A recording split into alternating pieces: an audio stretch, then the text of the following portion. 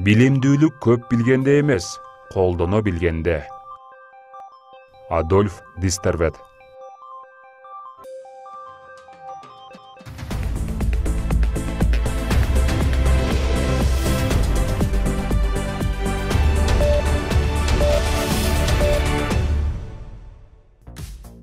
Бишкек Ош жолунда келаткан унаа 200 метр төмөн жарга түшүп кетип 4 адам каза болду. Кыргызстанда коомдук транспорт ишке кирди. Гонконгдун миңдеген жашоочулары митингге чыгышты. Үй шартында төгүш баккан ишкер кирешелүү бизнестин сырлары менен бөлүшөт. Саламатсыздарбы? Мына ушул жана башка жаңылыктар тууралуу Ош Прим телеканалынын кызматкерлери жана мен Аянабай Темирова айтып беребиз. Экрандан алыстабай туруңуздар.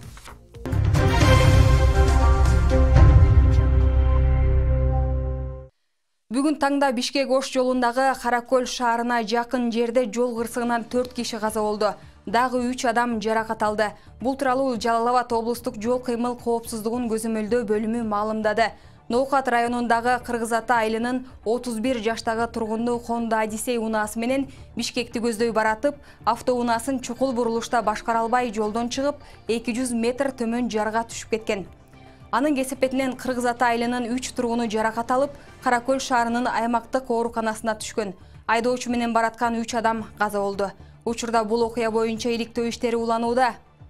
Санэпидемиологиялык көзөмөл борбору өзгөчө абал режими алынгандан кийин ишмердүүлүгүн жанданткан объектилерди текшерип чыкты. Анда санитардык талаптарды аткарбаган 680 объекттин ээлерине 977 000 сом өлчөмүндөгү айыппул салынды. 15 материал баа берүү үчүн укук коргоо органдарына өткөрүлгөнү маалым болду. Текшерүүлөрдүн жыйынтыгы менен мекеме уюмдарга 2710 жазма эскертүү, 707 протокол жана 9 эскертүү берилген. Кыргызстанда соңку бир сутка ичинде коронавирус жуккан 30 адам катталды. Алардын 9-у Бишкек шаарында, 5-өө Нарын облусунда, 3-өө Ош шаарында, 2-өө Жалал Абад облусунда. Чүй, Ош жана Баткен облустарында 1 адам, мындан тышкары Орусиянын Санкт-Петербург шаарынан кайтып келгендердин арасынан вирус 8 адамдан табылды. Акыркы бир күндө айыгып чыккандардын саны 12 болсо, оор илдеттен 2 бейтап каза болду. Ал эми жалпы статистикага кайрылсак, коронавирус жугузгандардын саны 1433 адамга жетти. Алардын ичинен 992 бейтап айыгып, 16сы кайтыш болду. Мукар Чолпонбаевдин дүйнөдөн мезгилсиз кайтканына байланыштуу 25 майда президент Сооронбай Жээнбеков жана коомдук ишмерлердин атынан некролог жарыяланды. Анда Чолпонбаев Кыргызстандын мамлекеттүүлүгүн негизин түзгөн мыйзамдарды даярдоого, көз карандысыз эместик декларациясын жарыялоо жараянына жана эгемен Кыргызстандын алгачкы конституциясын жазууга тажрыйбалуу укукчу катары түздөн түз катышканы айтылды. Мукар Чолпонбаев 1950 жылы 29 мартта Ысык-Көл облусуна караштуу Өрүктүү айылында туулган. Прокуратура жана юстиция тармагында жетекчилик кызматтарда иштеген. Бир нече жолу жогорку кеңештин депутаты болуп шайланган. Юстициянын 3-чү даражадагы мамлекеттик кеңешчиси наамынын ээси. Чолпонбаев коронавирус илдетинен жабыркап 24 майда жугуштуу илдеттер боюнча республикалык ооруканада көз жумду. Маркумдун сөөгү аларча көрүстөнүнө коюлду.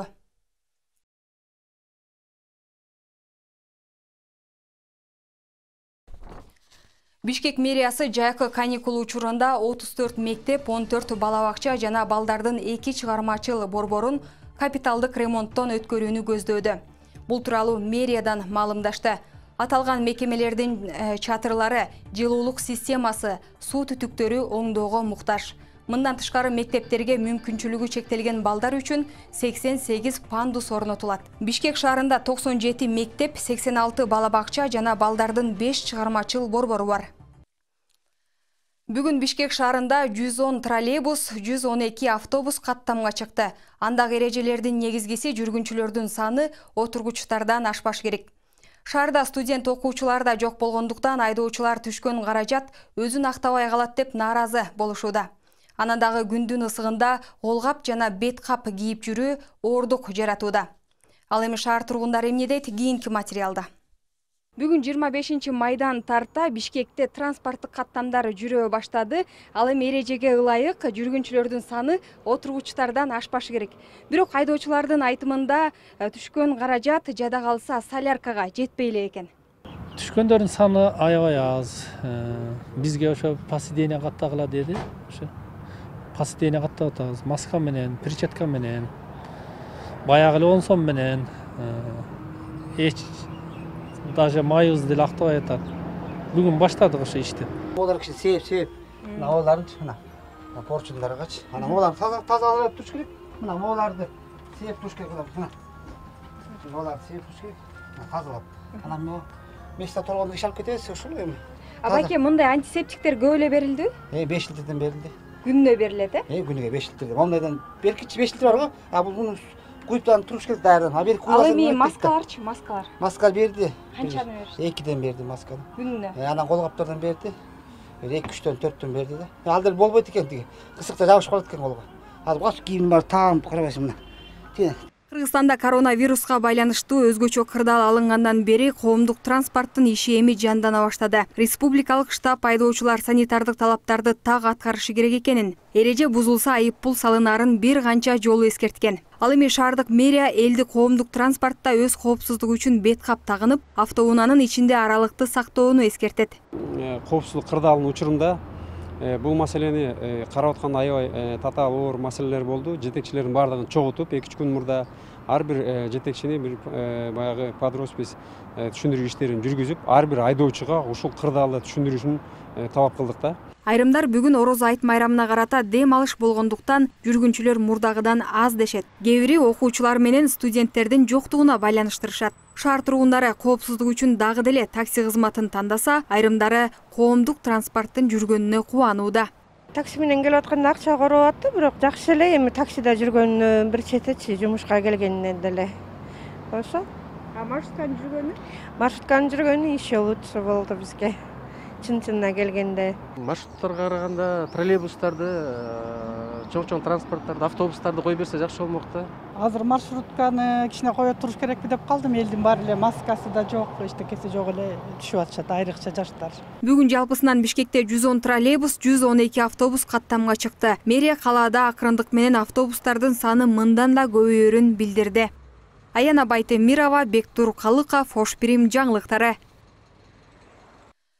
Жогорку кеңештин депутаты Улан Примовдун демилгеси менен өлкөдө жаралган өзгөчө кырдаал убагында Чүй, Жалал Абад, Ош жана Ысык көл облустарынын бир катар райондоруна, Ош жана Бишкек шаарларынын жардамга муктаж жарандарына 15 миңден ашуун азык-түлүк баштыктары, 70 тоннага жакын un жана миңдеген медициналык каражаттар таратылды. Мындан сырткары Ош шаарында карантин кезинде эмгектенип жатышкан дарыгерлерди, күч түзүмдөрүнүн кызматкерлерин 2 айга чукул убакыттан бери түрдүү ысык тамак аштар менен камсыздап келет. Орозо күнүндө да улантылган фонддун тамак аш жеткирүү иш-чарасы тууралуу кезектеги материалда. Примов фонду кыйын кырдаалда эмгектенип жатышкан өмүр сакчыларына, коомдук тартипти көзөмөлдөп, күнү-түнү кызмат көрсөтүп жатышкан күч түзүмдөрүнүн кызматкерлерине тамак аш жеткирип берүүнү улантууда. 42-нчи күнү берилип жаткан тамак аш адаттагыдай эле 270 адамга ылайыкташтырылып, Адигине ресторанында даярдалды. Даярдалган тамак аш алгач облустук бириккен клиникалык ооруканасына жеткирилди. Бул жайга 2 айдан бери күнүнө 30 кызматкерге тамак аш алынып келинет. Примовду фондуна ошо 2 айдан бери биз ошондой карап келатат. Жок дебей, мындай жокчулуктун немесинде, мындай немелерде Кудайга шүгүр 2 айдан бери бизди карайт. Приемный отделение тынбай, аябай ыраазыбыз. Чын жүрөктөн. Ошо ийгилик иштериңерге ден соолук, бактылуу бар жокту өзүм эмнени жакшы көрсөм, бар жакшылык силерге сыйлайм. Ошо силерге болсун бардыгы. Ошончолук бизди карап, ошо 2 айдан бери бизди карап атканына аябай разычылык билдиребиз ошо Примовдун немелерине. Өмүргө рызкы Алла барака берсин. Жардам берип жаткандардын өмүрлөрү узун болсун, тапканына береке берсин. Кийинки жылы Ороз айында жолугушуп, ооз ачырууга насип кылсын. Фонд облустук балдардын бириккен клиникалык ооруканасынын кызматкерлерин да үзгүлтүксүз тамак аш менен камсыздап келе жатат. Бул жолу да кызматтык кезекте турган дарыгерлерге ооз ачарга даамдуу тамак жеткирилди. Ыйык орозо убагында ооз ачарлык тамактар уюштурулуп келип атты. Күнгө бир күндө дегенде бул жерге 30-35 порция тамактар келип таратылып берилип атты. Бардыгы тамактарын жеп, ооздорун ачып ыраазы болушту. Ошо Примов фондуна ыраазычылык билдиребиз. Дагы да мындан көп дагы кайрымдуулук иштерди кылып жүрүшүнө биз да тилектешпиз. Рахмат. Колдоо аябагандай болду. Мына өзгөчө кырдаал убагында бизге өзгөчө дарыгерлерге, медайымдарга, кичи медайымдарга аябагандай чоң жардам болду. Бул өзгөчө кырдаал убагында улам Примов кайрымдуулук фондуна мындан кийинки иштерине ийгиликтер каалайбыз. Оорукананын жамаатынан терең ыраазычылык билдиребиз. Мамлекеттик ооруканалардан сырткары обсервациялык жайга айланган жеке менчик клиникаларда Примов фондунун көз жазымында калган жок. Шаардагы Касиет клиникасына да 2 айга жакын убактан бери тамак аш жеткирилип келет. Примов фондуна чоң ыраазычылык билдиребиз. Орозо күнүндө бизге тамак ашы жеткирип берилди. Азыр биз мындай кырдаал моментинде больнойлорду карап аткан учурубузда бизге чоң жардам берип атышат. Чоң рахмат. Ийгилик. Жогорку кеңештин депутаты Улан Примовдун демилгеси менен ишке ашып келе жаткан кайрымдуу кол кабыш алдыда дагы улантылат. Калктын жардамга муктаж катмарынан сырткары өлкөдө жаралган оор кырдаалда элдин саламаттыгы үчүн эмгектенип жаткан кызматкерлерди колдоо карантиндик режим аяктаганга чейин уланат. Примов фонду бир нече жылдардан бери кайрымдуулук менен алектенип келет. Кыргызстан аймагы боюнча бардык аймактарга болушунча көмөктөр көргөзгөндү аракет кылат. Анын башында Жогорку кеңештин депутаты Улан Бердибаевич Примов өзү турат. Мына ушундай жакшылык иштердин бардыгын колдоп, кубаттап келет ушул күнгө чейин. Быйылкы жылы өзүңүздөр билгендей өлкөдө өтө оор абал болду. Өзгөчө кырдаал, карантиндик режимди сактоо туура керек болду. Мына ушул убакта фонд жөн турбай элдин жеңилин жерден оорун колдон алуу максатында жалпы 15 миңге чукул азык-түлүк салынган баштыктарды 50 тоннадан ашык un жана май ушул сыяктуу продуктларды биз өлкөнүн аймагына таратып бүттүк. Примов фонду түзүлгөн күндөн бери кары-картаңдарга, жалгыз бой жана көп балалуу энелерге, мүмкүнчүлүгү чектелген жарандарга үзгүлтүксүз колдоо көрсөтүп, моралдык жана материалдык жардамын берип келет. Жалпы мамлекеттин элдин башына түшкөн оор кырдаалда да жакындан жардамын көрсөтүп, үлгү аларлык иш-аракеттерди жасады. Нурзада Мырзаматова, Шахрух Эминжанов, Ош Бирим жаңылыктары.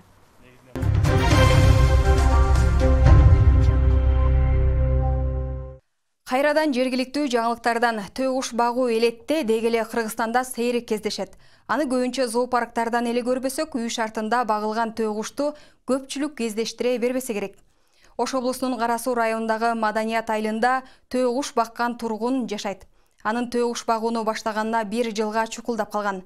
Элеттик чарбагердин сейрек кездешүүчү чарбачылыгы тууралуу кабарчыбыз айтып берет. Дилшат Ниязовдун төөкуш багып өстүрүп жатканына 1 жылга жакын убакыт болду. Алгач төөкуштун 10 жумурткасын Өзбекстандан алып келген. Жумурткаларды инкубацияда кармап 2 айга жакын убакытта 10 жумуртканын 8-инен балапан чыгара алган. Мында жалпысынан 6 төөкуш бар. 2 эркек жана 4 ургачы. Эркеги менен ургачысын тумшугунан айырмаласа болот. Эркегинин тумшугу кара, жана буту дагы кара болот. Ал эми ургачысынын тумшугу ак, буттары дагы ак болот. Бул төөкуштардын жумурткадан чыкканына азыр 10 ай болуп калды. Алгачкы 1 жумасында өзгөчө кароону, мамилени талап кылаарын айткан чарбагер балапандар жетилгенче витаминдүү салаттарды жасап бергенин эстейт. Азырынча жумуртка берүүгө даяр эмес төөкуштарды кийинки жазга чыгарып алса, пайдасын көрүп баштайм дейт. Ана сентябрдан бери окуп келяппыз го азыр. Төөкуш багуу анчалык деле кыйын эмес. Жемди деле көп жей бербейт. Бирөөсү күнүнө 1 килограмм 200 граммдай жем жейт. Азыр башкысы дагы чоңойтуп, жумуртка берүүгө жеткирип алыш керек. Жумуртка берип баштаганда пайда көрүп баштайм деп ниет кылып жатам. Төөкуштун жумурткасынын 2 түрү болот. Жөжө чыгаруучу жумурткасынын 1 данасы 200 акш доллары турат. Ал эми жөжө чыкпай турганы 1200дөн 1,5 сомго чейин сатылат. Төөкуштун жумурткасы диеталык тамак катары колдонулат. Айрыкча кан басымы жана кант диабети менен ооругандарга пайдалуу. 18 айдан кийин тукумга кирер экен булар. Булар 18 айда жетилип, бирөөсү 1 жылда 70-75ке жакын жумуртка берет экен. Жөжө чыга турган жумуртка мына менин колумдагысы. Сырты одуракай болот экен. Ал эми жөжө чыкпай турганы сыйда келет экен. 2 түрүн тең жесе болот.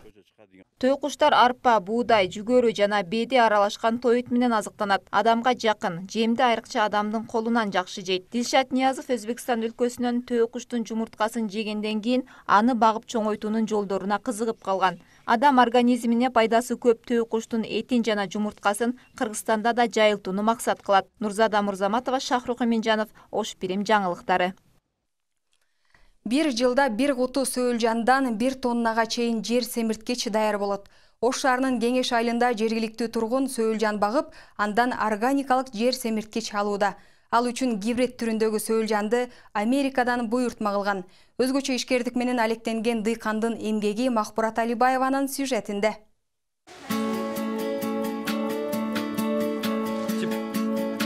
Канатбек Капаров Союздан калган имаратты ижарага алып, сөөлжан багууну колго алган. Органикалык жер семирткич, тагырагы биогумус ролун аткарган сөөлжандарды тургун Американын Калифорния штатынан буйртма менен алдырган. Алган мезгилде bir кутуча болгон сөөлжандар 1 жылда 1 тоннага жеткен. Ал үчүн көп деле менет кетпейт дейт ишкер. Болгону 1 аптада 1 жолу сугарылат. Ал деген баяндай 20 сантиметрлик коробкада келет, 20-га 20. Ошонун ичинде 2000 кокен болот. Ошол азыр немеде Америка долларына $450 ушул жерге жетип келет. Ошол сиз салган акчаны 10 эсе актап берет. 4 айдан кийин болду, буларды алмаштырабыз. 4 айдан кийин биогумусу сатылат. Сөөлжандарын чыгарып туруп, отдельный мындай коробкага салабыз. Кайрадан кыг алып келебиз, кайрадан шунтип жаябыз дагы, кайрадан сала беребиз. Сөөлжанды багуу үчүн жергиликтүү тургундардан кыг сатып алынат. Анын бир ховасы 12 миңден. Ал эми бул фермада дыйкан 1 жылда 50 тонна кыг иштетип чыгарат. 1 килограмм сөөлжанга 1 килограмм кыкты аралаштырып багылат. Андан 600 грамм жаңы жер семирткич чыгарса болот. 1 килограмм кыкты 1 килограмм сөөлжан жейт. Ошол жерде 600 грамм биогумус чыгат. 600 грамм биогумусту 10 сомго сатса 9 сом киреше калат да. Ошондо 1 тонна кыктан булар эмне 9000 сом киреше көрөт да. 10 тонна кыкты 1 жылда 100 тонна кыкты перерабатывать эте турган болсо 900 000 сом киреше алат да. Гибрид түрүндөгү сөөлжандар бадыраң, помидор, дарбыз, жүгөрү сыяктуу жашылча жемишти тез жетилтип, түшүмдүү мол берүүгө мыкты жардамчы. Өлкөнүн 7 дубанынан буйртма кылган дыйкандарга бул жерден 1000ден ашуун кутучалар даярдалган. Эң аз дегенде ар бир кардар 500 килограммга чейин биогумус сатып алат.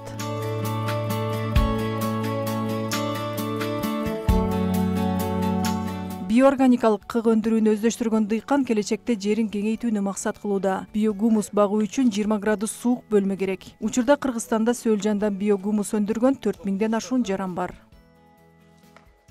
Махбурат Алибаева, Исхак Ашим уулу, Ош Пирим жаңылыктары.